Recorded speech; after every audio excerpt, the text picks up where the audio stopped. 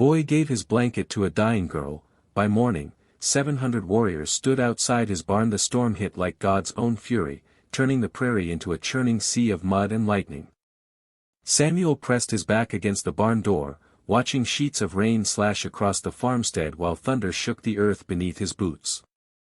His father had ridden to town that morning, leaving him alone with chores and warnings that echoed louder than the storm. Stay away from the Apache trails, boy, they'll scalp you soon as look at you. But the lightning revealed something that made his blood freeze.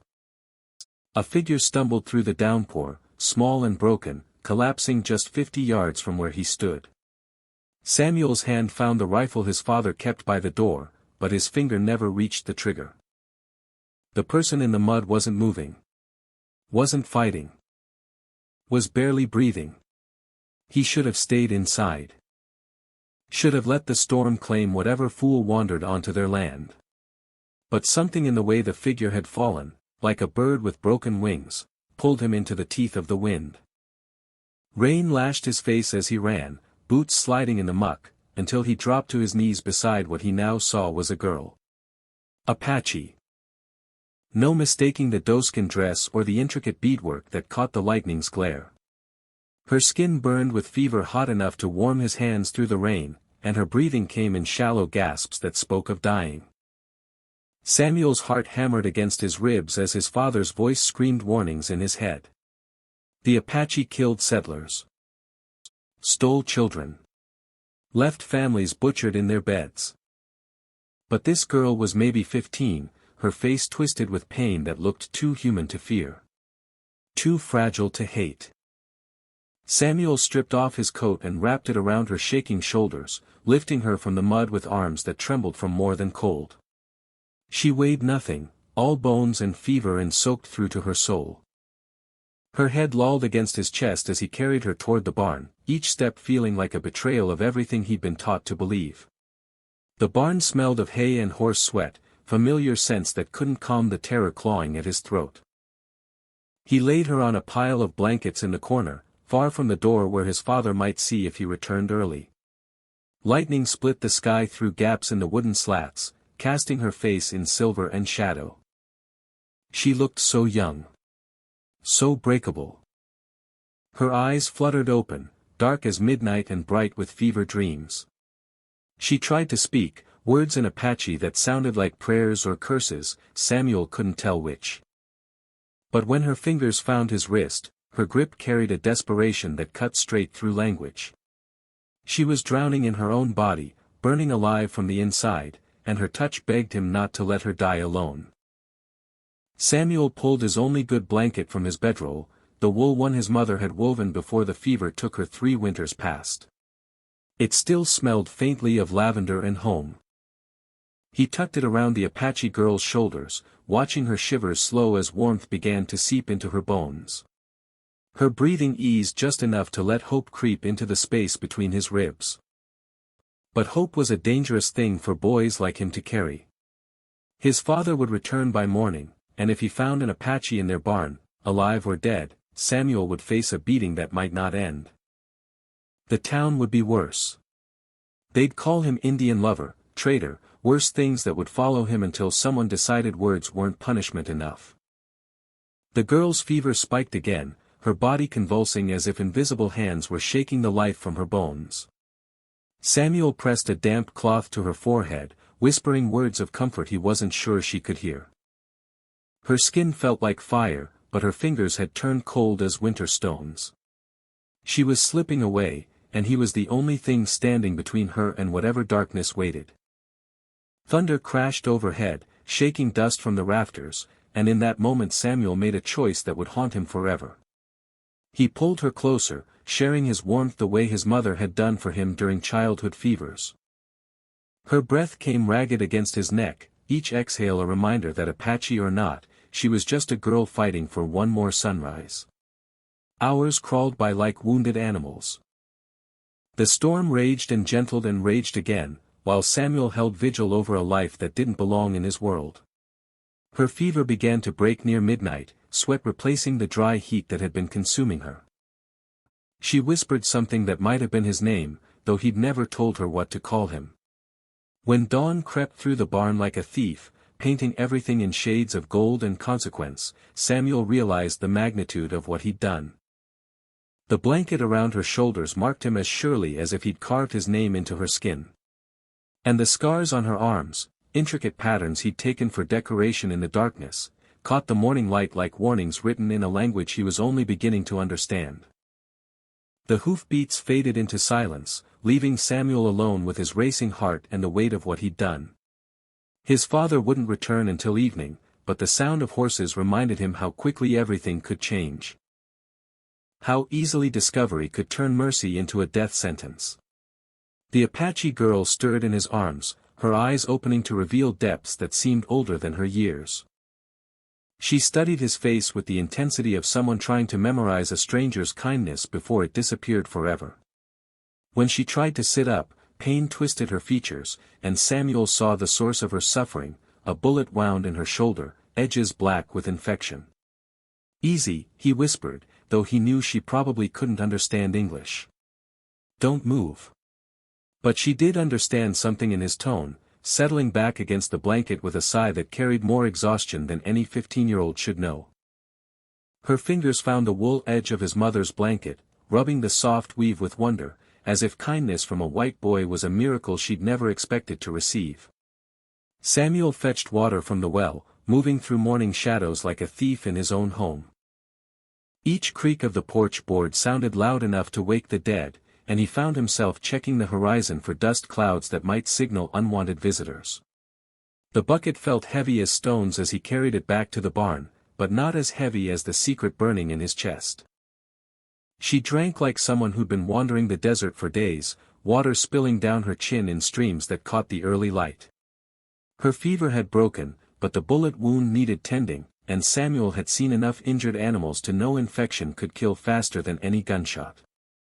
His hands shook as he tore strips from an old shirt, preparing to clean a wound that some white man's rifle had carved into Apache flesh. "This is going to hurt," he said, knowing she couldn't understand but needing to speak anyway. "I'm sorry." When he pressed the cloth to her shoulder, she bit down on her lower lip hard enough to draw blood, but she didn't cry out. Didn't even flinch. The control in her silence impressed him and shamed him in equal measure. This girl showed more courage in her pain than he'd shown in making the choice to help her. As he worked, she began to whisper words in Apache, soft syllables that rose and fell like prayers or lullabies. Samuel couldn't understand the language, but something in her tone made his throat tighten with emotion he couldn't name. She wasn't begging or cursing. She was telling a story, painting pictures in the air with words that carried the weight of sacred things.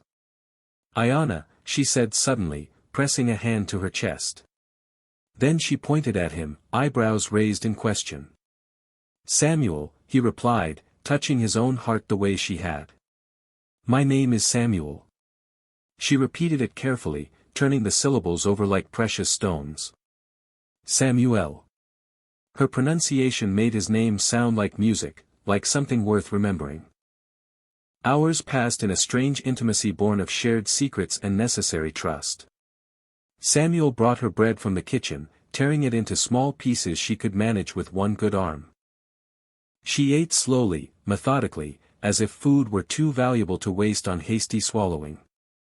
When she caught him watching, she broke off a piece and offered it to him, a gesture so simple and generous it nearly brought tears to his eyes.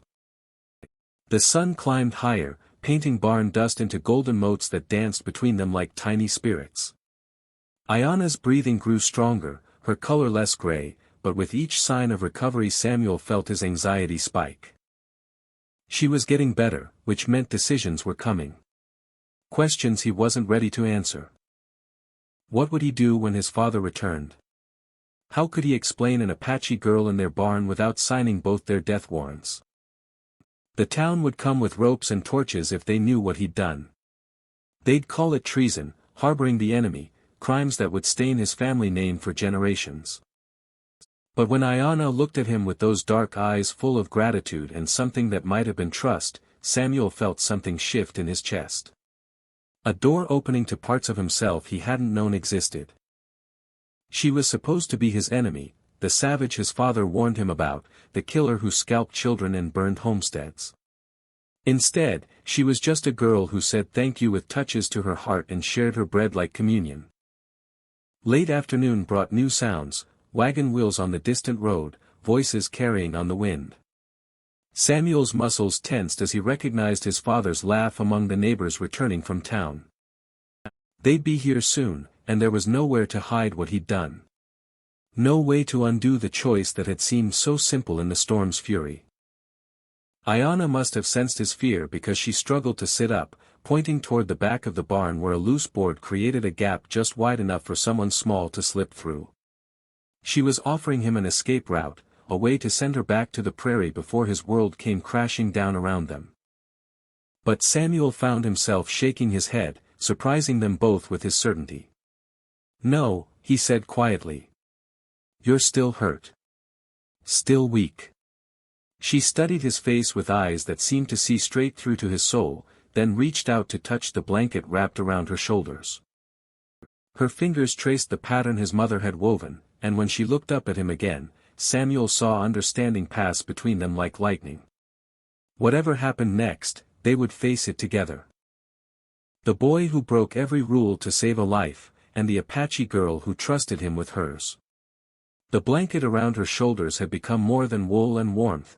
It was a promise, a bridge, a declaration of war against everything their worlds had taught them to believe.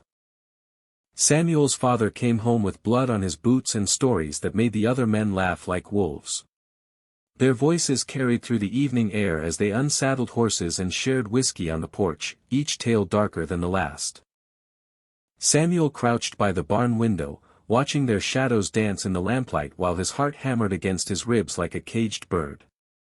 "Found 3 more homesteads burned out past Miller's Creek," his father was saying, voice thick with whiskey and hate. "Apache work, no mistake. Left their calling cards carved into the door frames." The men murmured agreement, their anger feeding on itself until it became something hungry and dangerous. Samuel pressed closer to the window, straining to hear words that might seal Ayanna's fate, and his own.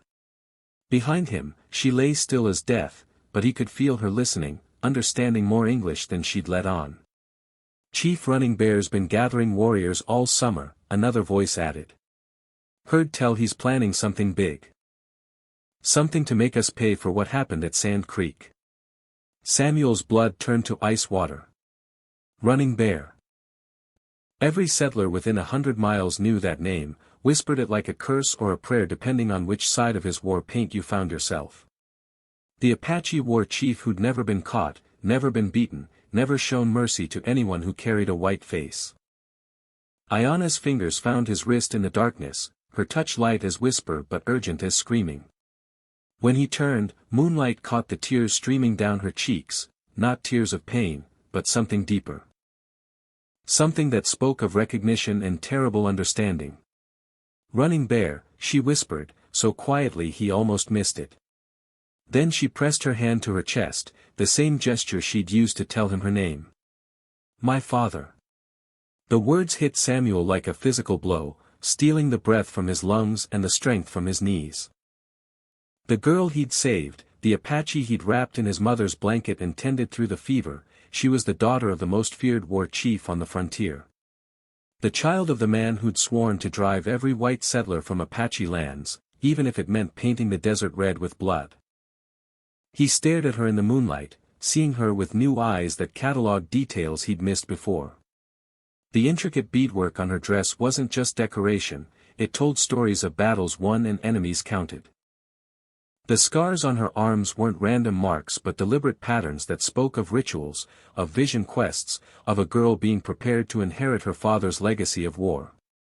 And the bullet wound in her shoulder. Samuel suddenly understood why she'd been alone in the storm, fevered and dying. She hadn't been lost or abandoned. She'd been fleeing something, or someone, and that someone had put lead in her flesh to stop her from reaching safety. "They took you," he said, the pieces falling together like stones in his stomach. "White men took you, and you escaped." Ayanna nodded, fresh tears cutting tracks through the dust on her cheeks. She spoke in Apache, words tumbling out like water through a broken dam, and though Samuel couldn't understand the language, he heard the story in her voice. Capture. Chains. Hands that hurt and voices that laughed at her pain. The desperate flight through storm and darkness, choosing to die free rather than live in slavery. Outside, his father's voice rose above the others, drunk on whiskey and righteous anger. Should have wiped them all out at Sand Creek. Every last Apache, down to the babies. Can't show mercy to animals that don't understand it. The irony burned in Samuel's throat like poison. Here sat his father, talking about showing no mercy, while his son sheltered the daughter of their greatest enemy. The girl who represented everything the settlers feared, everything they'd sworn to destroy, and Samuel had risked his life to save her. But she wasn't what they said Apache were.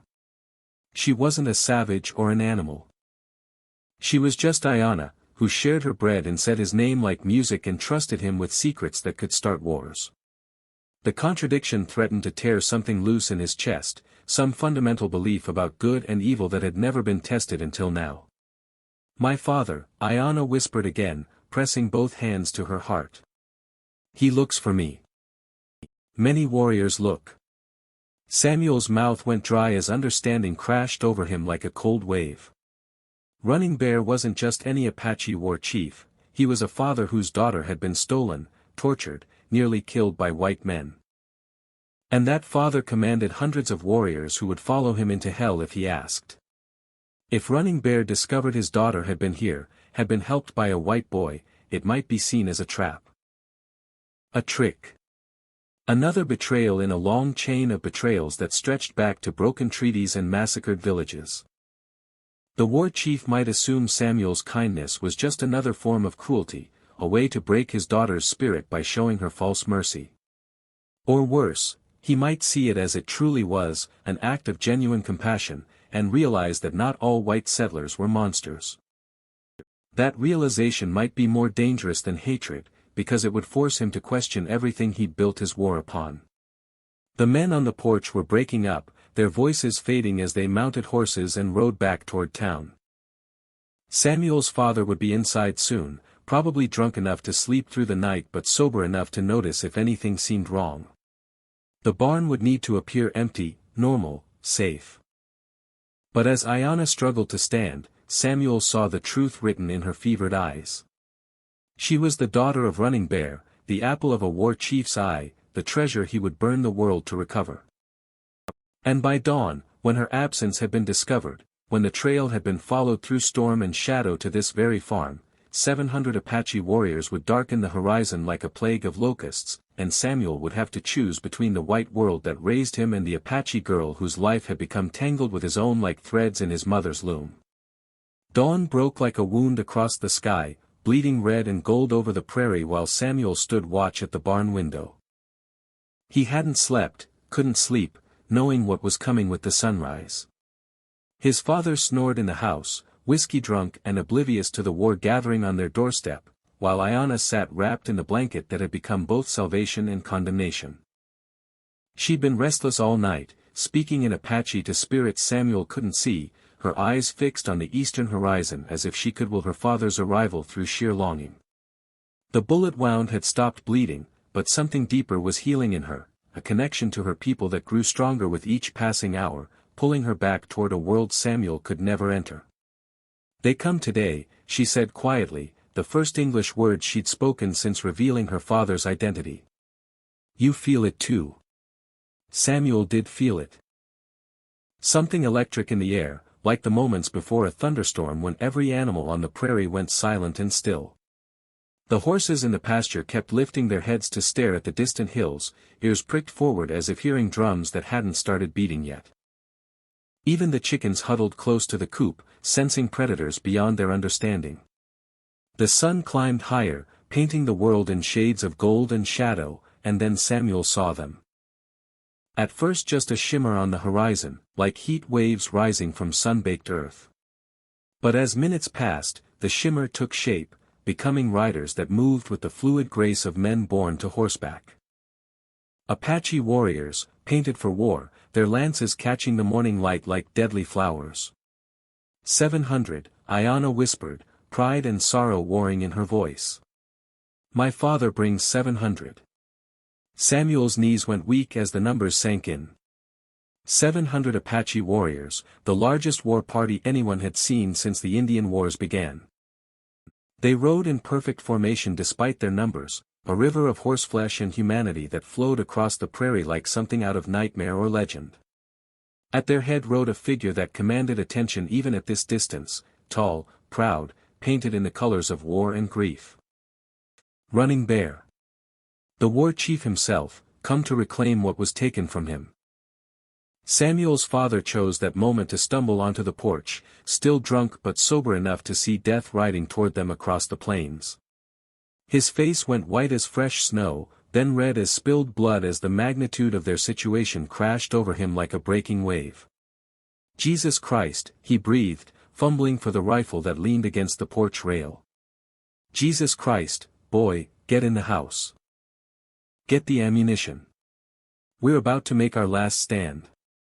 But Samuel found himself moving toward the barn instead, drawn by something stronger than self-preservation. Ayanna met him at the door, the wool blanket clutched around her shoulders like armor, her dark eyes bright with tears and terrible knowledge. I must go to them, she said, each word a knife thrust to Samuel's heart. If I stay, they will think you hold me prisoner. They will kill everyone for miles. And if you go? Samuel asked, though he already knew the answer. I tell them of your kindness. Of the white boy who saved Running Bear's daughter when he could have let me die. She touched the blanket, fingers tracing the pattern his mother had woven with love and hope. Maybe they listen. Maybe they remember that not all white men are enemies. Maybe.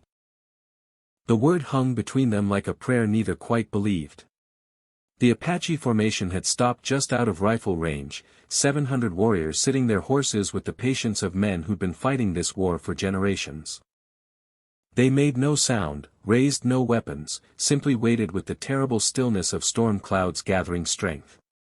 At their center, Running Bear sat his black stallion like a statue carved from stone and fury, or paint stark against his weathered features. Samuel's father had barricaded himself behind an overturned wagon, rifle trained on the distant warriors, sweat beading on his forehead despite the morning chill. Stay back, boy, he called. Don't give them any excuse to charge. But Samuel was already walking toward the Apache line, Ayanna beside him, each step feeling like a small death and a small birth all at once.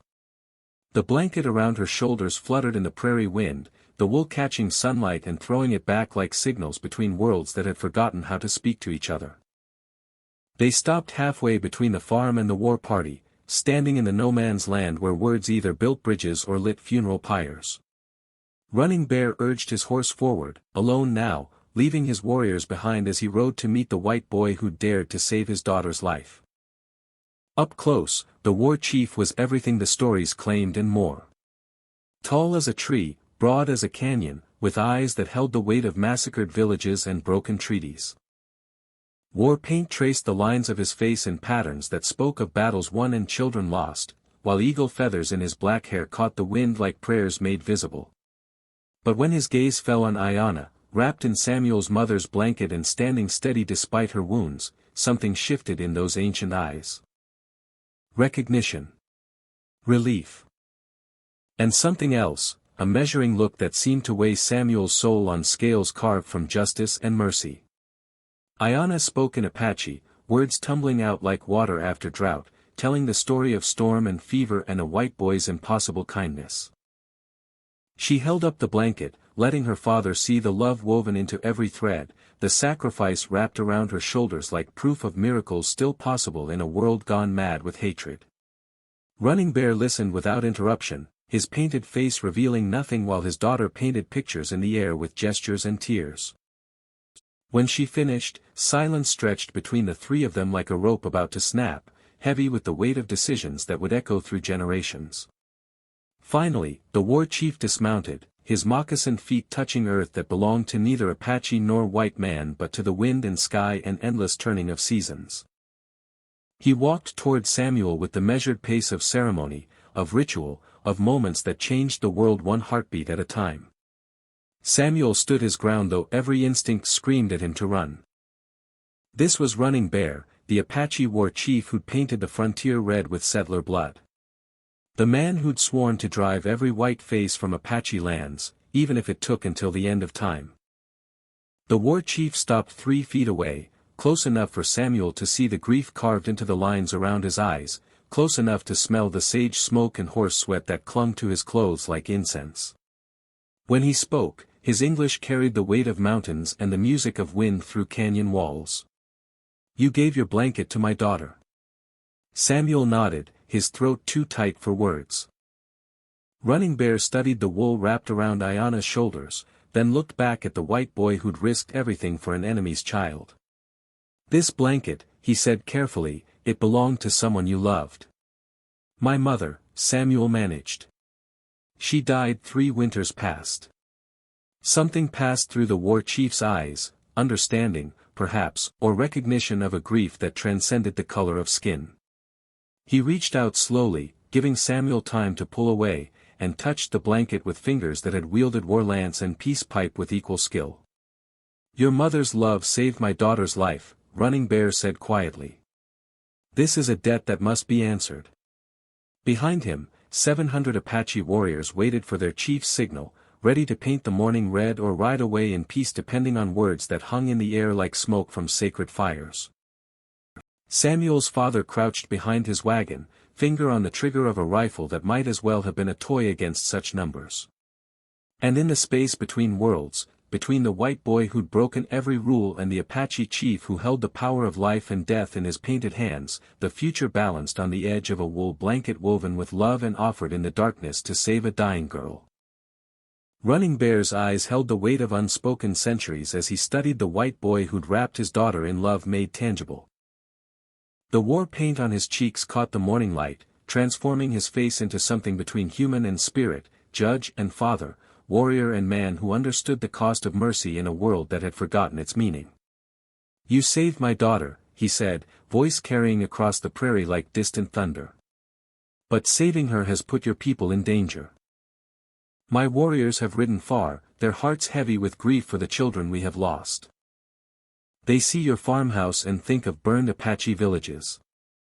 They see your father's rifle and remember treaties broken like promises made to the wind." Samuel felt the truth of those words settle in his bones like winter cold. Behind the war chief, 700 Apache warriors sat their horses with the patience of men who'd been wronged so many times that justice had become their religion. Their faces were painted for war, but their eyes held something deeper, the accumulated sorrow of a people pushed beyond endurance. Ayana stepped forward, still wrapped in the wool blanket that had become a bridge between worlds. She spoke in Apache, rapid words that made her father's expression soften and harden by turns. Samuel couldn't understand the language, but he heard his name repeated several times, spoken with a tenderness that made his chest ache. "My daughter tells me you held her through the fever," Running Bear said when she finished. "That you shared your water, your food, the warmth of your body when death walked close. She says you asked nothing in return, expected no reward, simply gave what you had because her suffering called to something good in your heart." The war chief dismounted, his moccasined feet touching earth that had been soaked with too much blood on both sides. He walked to where Samuel stood, close enough now that the boy could see the silver threads in his black hair, the old scars that marked him as a survivor of battles that had shaped the frontier's violent history. "In my tribe," Running Bear continued, "when someone saves a life, they become responsible for that life. They are bound by cords stronger than blood, deeper than marriage, more sacred than any treaty white men have ever broken. You saved my daughter's life, white boy. That makes you her brother in ways your people do not understand." Samuel's father chose that moment to stand up from behind his wagon, rifle raised despite the impossible odds. "Stay back," he shouted, voice cracking with fear and whiskey courage. "I won't let you take my boy." But Running Bear held up a hand, and Samuel saw something that stopped his breath. The war chief's fingers bore scars identical to the ones on Ayana's arms, intricate patterns that told stories older than memory. The marks of someone who'd walked between worlds, who'd learned that survival sometimes meant choosing the hardest path. "Your father loves you," Running Bear said quietly, loud enough for the older man to hear. "Love makes us do foolish things. Makes us point rifles at armies. Makes us wrap dying enemies in blankets woven by our mothers." He paused, looking from Samuel to the farmhouse where generations of white settlers had carved lives from Apache land. "But love also makes us see past the color of skin to the color of hearts." Ayanna untied the blanket from around her shoulders, holding it out like an offering. The morning wind caught the wool, making it flutter between them like a flag of truce written in threads and sacrifice. When she spoke, her English was careful but clear, each word chosen like stones for a foundation. "This blanket saved my life," she said. "But keeping it will cost many lives. Apache lives. White lives. The lives of children who have done nothing but be born into a world where their fathers make war instead of peace." She extended the blanket toward Samuel, but Running Bear caught her wrist with surprising gentleness. "No, daughter. The blanket was given freely. It cannot be returned without breaking the medicine that flows through it." The war chief turned back to Samuel, and in his eyes the boy saw an invitation that terrified him more than any threat. "You have walked into our world by saving my daughter. Now I offer you the chance to walk deeper. To come with us, to learn our ways, to become the bridge between peoples that your act of kindness has already begun to build." Samuel's throat went dry as desert sand. He looked back at his father, who stood frozen with the rifle half raised, understanding finally dawning on his weathered face. The choice wasn't just about Samuel, it was about what kind of world they wanted to leave for the children who would inherit the frontier's bitter legacy. "If I go with you," Samuel said carefully, "what happens to my father? To the settlers?" Running Bear's smile held no warmth, only the terrible mathematics of war.